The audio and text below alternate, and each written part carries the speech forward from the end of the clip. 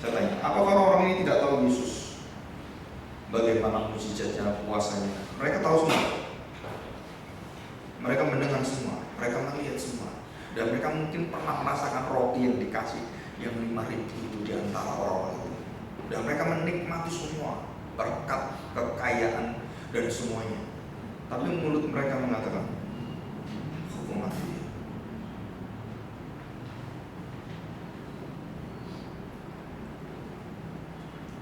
Apakah ini disebut sebagai orang yang tidak terbudi, tidak terima kasih, dan tidak tahu diri? Ya. Bangsa Israel melakukan dosa yang tidak bisa diterima oleh Bapa, membunuh anaknya yang tunggal. Ya. Oke, kita lanjutkan. Saudara, ayat 67. Lalu mereka mulai meludahi mukanya, memukulnya, meninjunya. Orang-orang lain memukul dia dan mempeleng dan semuanya. Dan mulai hari itu Tuhan Yesus tidak bisa melarikan diri, bukan karena dia tidak berkuasa, tapi karena dia serahkan dirinya untuk tidak melarikan diri. Dan itu adalah kehendak Bapaknya. Dan sebelum dia berdoa di Getsemani, tidak ada satu orang bisa sentuh dia, tidak ada orang bisa memegang dia, tidak ada satu orang yang bisa menangkap dia. Lebih dari 4-5 kali Tuhan Yesus mau ditangkap, nggak bisa, mau ditangkap nggak bisa, mau tangkap nggak bisa. Dan itu sudah dijebak dan dia sudah tidak mungkin lari di tempat ujung dari bukit. Dan sudah dikepung. Dan tiba-tiba Tuhan Yesus berada di belakang mereka. Saudara, kalau ada orang sudah mau tangkap gitu ya, terus hilang, terus pindah di luar gedung ini. Aku di sini, dibuat, di sana. Saudara, harusnya saudara kan takut. Betul. Tapi kebencian mereka menutupi mujizat ini. Dan berkali-kali ini terjadi.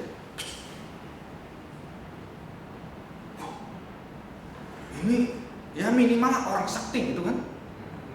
Orang bisa memindahkan raganya gitu kan. Harusnya kan seperti itu. Oh, mereka enggak. Mereka udah buta, udah bunuh dia. Tapi karena jauh ya nggak mungkin dikejar, kan mau sono. Gimana? Nah, kadang-kadang Tuhan Yesus memakai kuasa ilahinya karena waktunya belum tiba dan waktu dia dikepung dalam kondisi seperti itu. Secara manusia terbatas dan tidak mungkin menembus itu. Sudah dia memakai keilahian. Dan ini berkali-kali. Dan dia punya hak untuk itu. Jadi artinya iblis sudah secara limitasi tubuhnya, iblis tahu bagaimana mengepung Tuhan Yesus dengan tujuan dan semuanya, dan dia tidak bisa lari. Tapi kita tahu Yesus adalah Maha Adil, Maha Kuasa, dan dia bisa menempatkan dirinya berpindah. Ya, ini bukan film Star Trek atau Star Wars. Tiba, ya.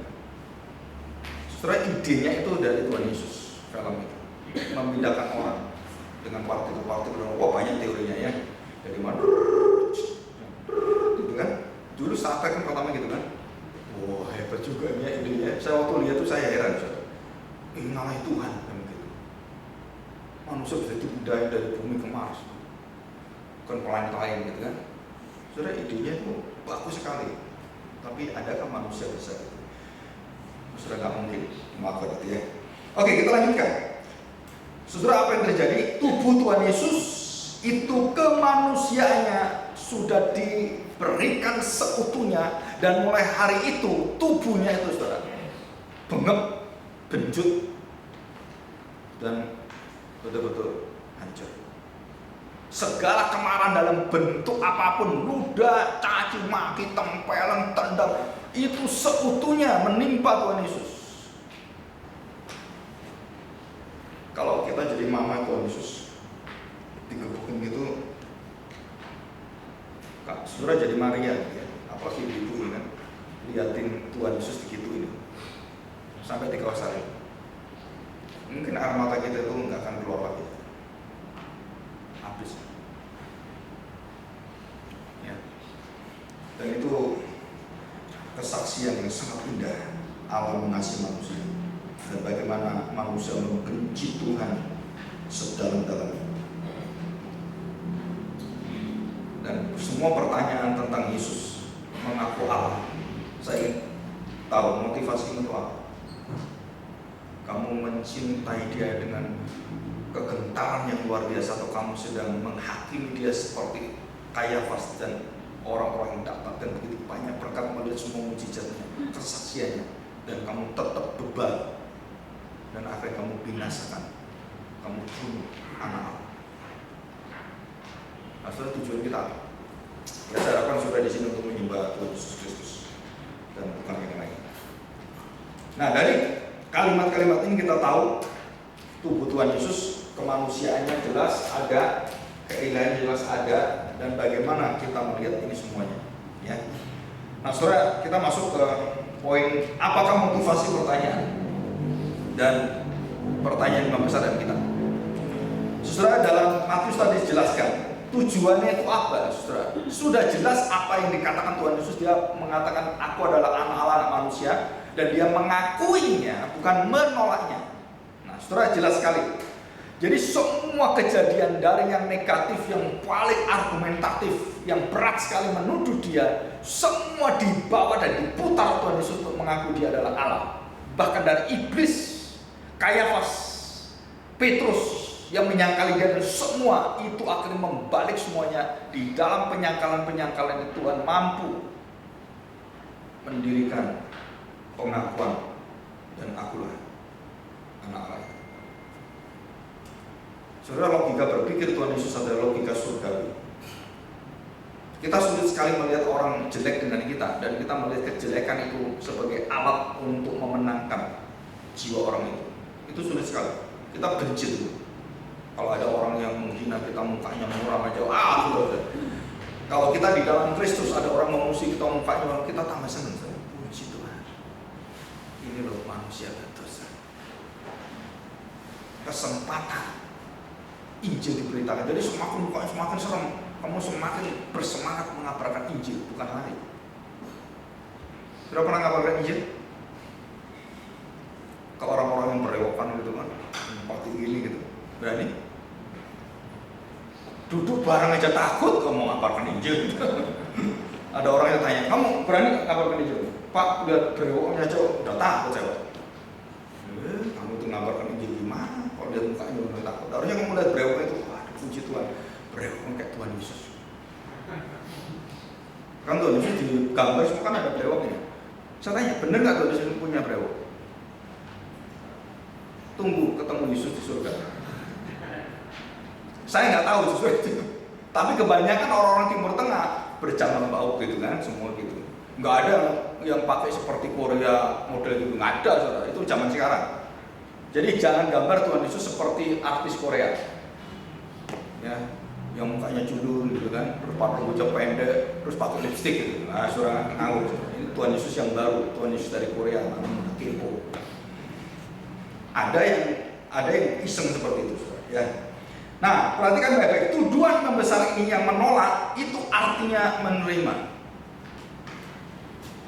Yang menolak itu artinya menerima. Jadi dia mengakui dengan penolakan-penolakannya dan semakin menegaskan bahwa Tuhan Yesus itu adalah anak Allah. Semakin dia buktikan, semakin dia serang, itu semua balik untuk apa? Membuktikan semua kebenaran-kebenaran ini. Ya. Oke, kita lanjutkan. Dasar pemikiran kelogisan finalitas Kristus yang ditujukan. Saudara, perlukah Allah menyatakan dirinya Allah? Jawabannya adalah nggak perlu. Allah nggak perlu ngaku, akulah Allah, akulah Allah. Allah kok model kayak gitu. Saudara, begitu orang diciptakan dan ketemu dengan penciptanya, dia langsung engkaulah pencipta. Dia tidak mengatakan kepada Adam dan Hawa, hei Adam, ya Tuhan, aku ini Tuhanmu.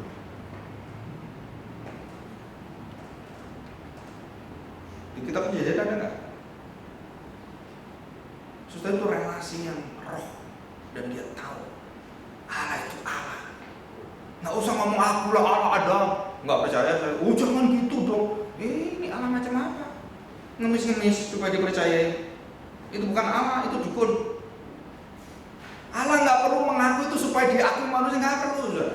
Karena pada dasarnya Allah, kamu aku atau tidak, kamu muji dia atau tidak, dia tetap Allah. Maka semua pujian di dunia, wah Pak pujiannya bagus sekali Pak, kenapa? Wah Pak musiknya Pak, aduh Tuhan seneng. Siapa bilang? Nggak ada musik mulutmu doang Tuhan seneng kok. Itu bukan karena musiknya, bukan karena hatimu. Nah kita waktu ibadah, kita menghina Allah, kenapa?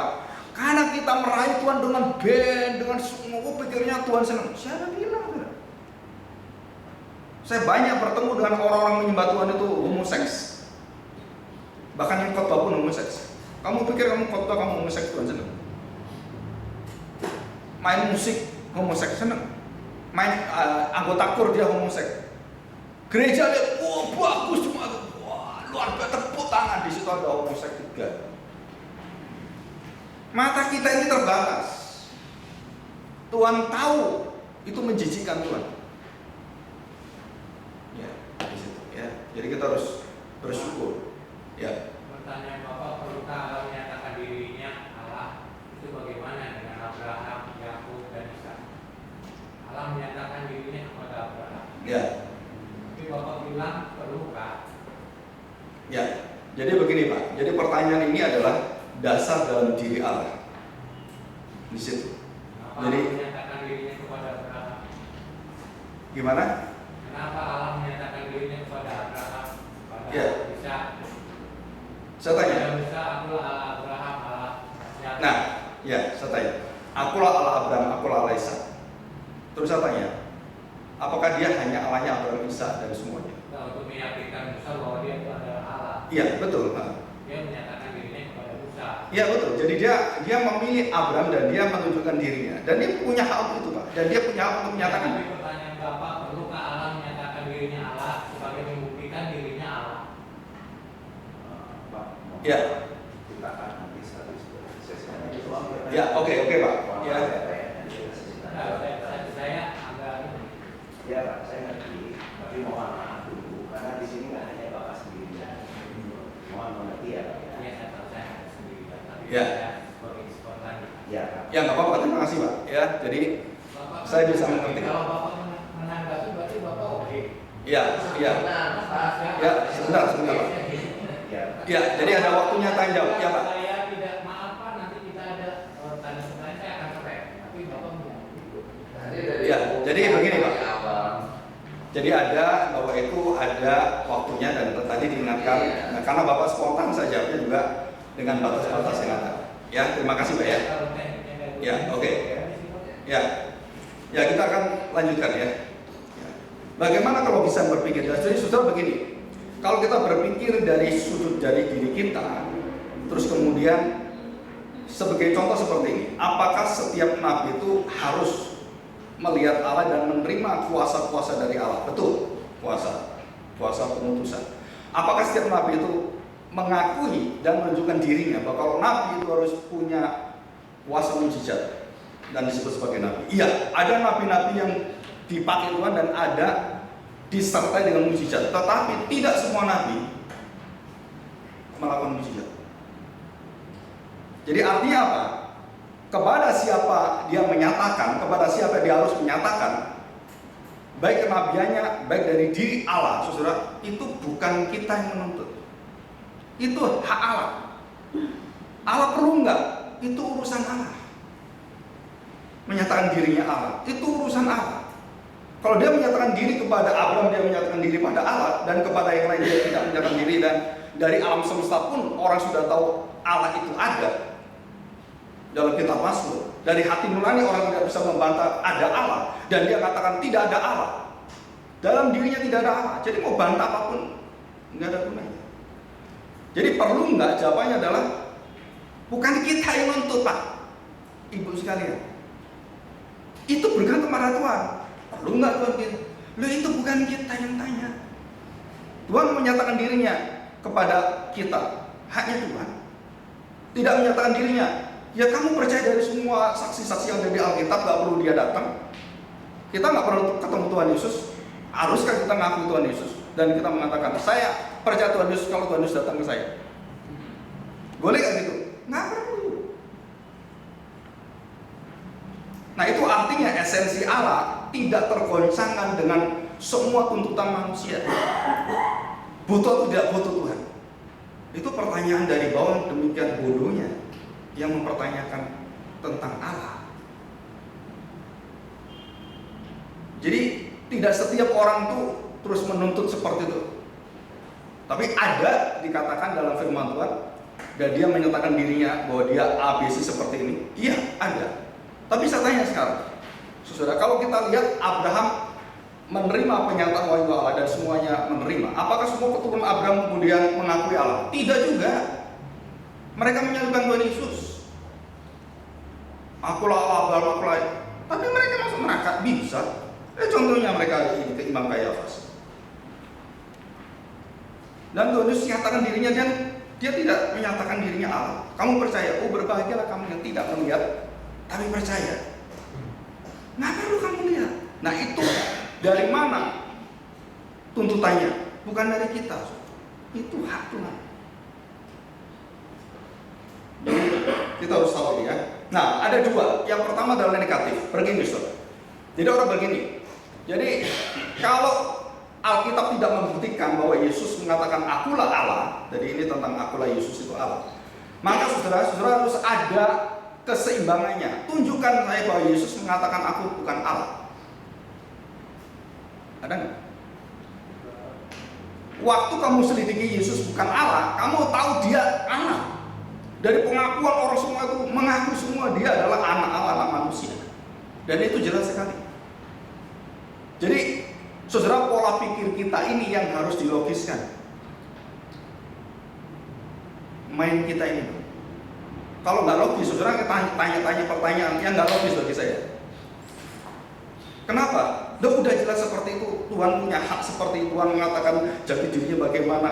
Dan waktu dia menyatakan semua dalam firman, dalam nubuatan dan semuanya, itu jelas semuanya. Siapakah Tuhan Yesus? Jadi nggak usah dibantah. Bagi kita iman Kristen, nggak usah tanya lagi, saudara, apakah Tuhan Yesus itu Allah atau bukan? Nggak. Kamu ngaku dia atau nggak ngakui, saudara,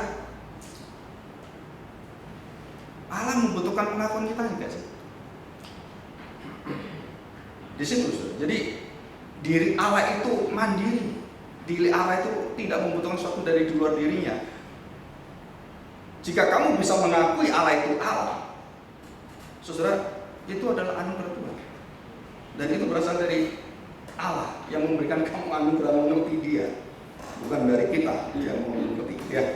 Jadi saudara, semua orang yang membuktikan Yesus, ingin membuktikan Yesus adalah Allah dan menuntut Yesus mengatakan adalah Allah, ya udah, paling enggak kamu carilah di Alkitab. Yesus mengakui dia bukan Allah, ada nggak? Supaya fair. Jadi artinya fair itu apa? Artinya bahwa apa yang kita tuntut, nah kita juga harus berpikir secara waras juga dengan wajar. Ada nggak Yesus mengaku dia bukan Allah? Di situ. Ya barulah kita seimbang gitu. Dalam arti dalam berargumentasi dengan orang, keseimbangan berargumentasi itu penting sekali. Kenapa? Karena kamu tuh logis enggak, waras enggak perdebatan. Waktu menuntut Yesus mengaku Allah, kamu coba cari Yesus bukan Allah. Udah seperti Nabi Quraisy dan semuanya, Lee Strobel, C.S. Lewis, itu ateis semua. Dan begitu dia bertobat dan mendapatkan pencelikan dari kuasa Roh Kudus, saudara, semua yang dia tolak semua itu, dia kemudian baru tahu itu benar semua. Yang dia sangkal itu akhirnya benar adanya. Ya. Nah, kita akan lanjutkan selanjutnya. Kita belajar natur Kristus. Nah, ini kuncinya di sini, saudara. Ya. Pertanyaan-pertanyaan yang ada itu cuma ujung gunung es yang nampak. Tapi di dalamnya itu yang diperkarakan adalah jati diri Kristus. Nah, di sini, ya. Maksudnya apa jati diri Kristus? Saudara, banyak manusia tidak melihat Yesus sebagai pribadi yang memiliki dua natur. Apa artinya? Yang pertama, saudara, mereka percaya Yesus betul-betul Allah dan bukan bukan manusia. Mereka percaya Yesus itu manusia dan dia betul-betul bukan Allah. Dan ada yang percaya Yesus bukan Allah juga dan bukan juga manusia. Dia itu cuma mitos, legenda. Ada orang baik yang dilegendakan, yang dijadikan Tuhan. Siapa itu yang mengarang mitos? Murid-muridnya. Semua bapak-bapak liberal dan semua tulisan-tulisan orang liberal, pendeta-pendeta, teolog-teolog yang liberal itu menyangkal ini semua. Mulai dari anak, ketuhanannya, kemanusiaannya, dan semuanya. Dan waktu dia melihat kemanusiaan dan membuktikan ayat-ayat kemanusiaan Tuhan Yesus, dia menyangkali ketuhanannya. Dan waktu dia membaca ketuhanan Kristus, dia menyangkali kemanusiaannya. Yang seharusnya kedua natur ini adalah satu kesatuan. Jadi waktu kita menyangkali kemanusiaannya, saudara menekankan kebenaran keilahiannya. Waktu saudara menekankan kebenaran kemanusiaannya, kita menolak keilahiannya. Jadi ada dua kubu yang besar seperti itu. Jadi kubu yang pertama dia menolak, kubu yang kedua dia menerima, tolak terima.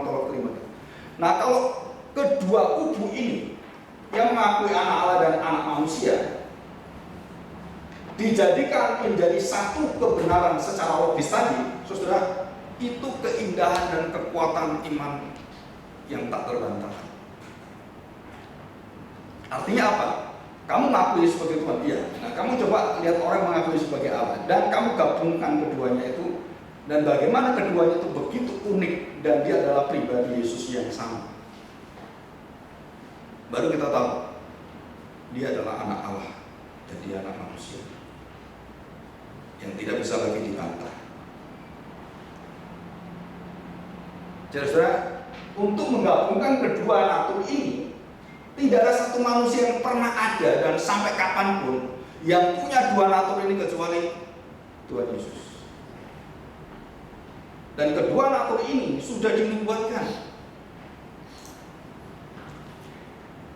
Wewenangnya, otoritasnya, kuasanya, dan sudah dinubuatkan. Dan semua jati diri Allah, karakter Allah, dan kekuatan Allah, dan bagaimana yang dikerjakan yang bisa hanya Allah kerjakan, itu dikerjakan Tuhan Yesus semua. Dan dinubuatkan, dia akan menghakimi, dia akan mengadili orang, dia akan menyelamatkan. Dan itu semua pekerjaan Allah, dan tidak ada manusia kerjakan itu. Mengampuni orang, nggak ada orang kerjakan itu. Ya. Jadi kalau kita bisa melihat ini sebagai satu kesatuan, maka kita akan masuk dalam kebenaran. Saudara, waktu kita mengakui Yesus sebagai anak manusia, maka saudara jangan menyangkali, terus kemudian memisahkan dan saudara menceraikan dari kealahannya, keilahian. Karena ini satu pribadi, sang anak dalam dirinya. Jadi kalau saya tidak mampu melihat sebagai Yesus sebagai Allah dan hanya bisa melihat sebagai manusia seperti agama-agama yang ada, Yesus hanya manusia baik, bermoral, guru yang baik, nabi dan semuanya. Nah, saudara, sisi yang anak Allah itu tidak diakui, keindahan diakui. Bisa tanya, orang seperti ini diterima Tuhan Yesus enggak? Yesusnya separuh. Jawabannya apa? Kalau kamu tidak mengakui aku, diutus oleh Bapa dan berasal dari Bapa dan mengerjakan pekerjaan Bapa, gitu kan?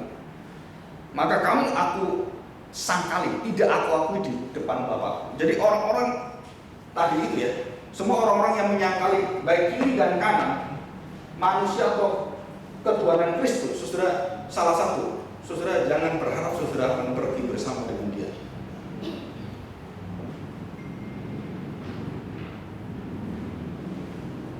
Kenapa saudara? Karena itu adalah tulisan Injil menegaskan dua natur ini. Jadi begini, buktikan. Yesus mengatakan ini, sudah ada di bawah pertanyaan tadi yang gunung es itu seperti ini. Saya pernah ketemu satu orang pintar sekali dari agama yang selalu curiga dengan kita, dan dia mengatakan, buktikan kalau Yesus pernah katakan Allah. Saya beritahu langsung, nggak ada. Kenapa kamu percaya? Enggak ada. Saya tanya, kenapa kamu tanya seperti itu? Dia menjebak ke dalam satu perkara, dalam hukum penghujatan. Jika Yesus menyatakan dirinya bukan Allah dan tidak ada dia menyatakan diri sebagai Allah, dan otomatis ngomong, oh dia bukan Allah gitu. Secara omongan dia, aku bukan Allah, nggak ada. Nah, saudara, waktu saya mengatakan enggak, dia tetap Allah, dari apa tetap Allah. Artinya apa? Seperti Imam Mayafas, kamu menghujat Allah. Kamu mulai tak bingung sekarang. Dan itu intinya mereka tanya gitu. Jadi mereka mempertanyakan, ada nggak kamu tahu Yesus akulah Allah? Ada nggak? Nggak ada. Kenapa kamu percaya Allah? Terus kita ngomong begini, ya berarti kamu kan menghujat Allah. Jadi pertanyaan itu punya motivasi sama dengan Kayafas waktu diberitakan pada kita dan itu kepada kita. Dan kita kemudian jelas tidak ada dan kemudian kita mengaku Yesus sebagai Allah. Nah, kamu menghujat Allah. Karena Yesus itu manusia, bukan Allah. Apalagi dia pernah mengakui seperti itu. Dan kita mengakui dan menyaksikan itu dan membawa orang percaya Yesus. Waduh, double kamu dosanya. Apa double dosanya? Karena penghujatan itu membawa orang lain menghujat. Waduh, saudara, itu dosa keterlaluan. Jadi motivasinya adalah saudara membawa kita untuk menghujat nama Yesus. Di situ. Ya, nah ini dari kaitan kita berpikirnya. Nah, perhatikan saudara. Kedua natur ini bagaimana hubungannya? Keesaan natur ya. Keesaan itu kalau kita pakai bahasa yang sehari-hari itu satu senyawa. Ya. Jadi dua unsur menjadi satu dan tidak lagi dua unsur. Jadi kalau kita mungkin Yesus itu manusia, dia Allah. Ya kan? Nah, saudara, di dalam pengakuan iman rasuli dan pengakuan gereja yang sungguh-sungguh mengenal keesaan di dalam natur itu, saudara, kita tidak boleh memisahkan dan juga membedakan peran-peran di dalam natur Kristus itu untuk menyangkali satu yang sisi, menyangkali sisi yang lain. Jadi kita memandangnya Yesus adalah satu utuh, dia manusia dan dia Allah. Dan tidak boleh, oh ya dia manusia saja, dia Allah saja. Nggak bisa. Begitu saudara mengaku Yesus lapar dan Yesus juga Allah yang tidak Allah. Begitu. Yesus yang menangis karena sedih dosa manusia. Tapi Yesus juga adalah Allah yang bukan seperti manusia. Karena di surga tidak ada air mata.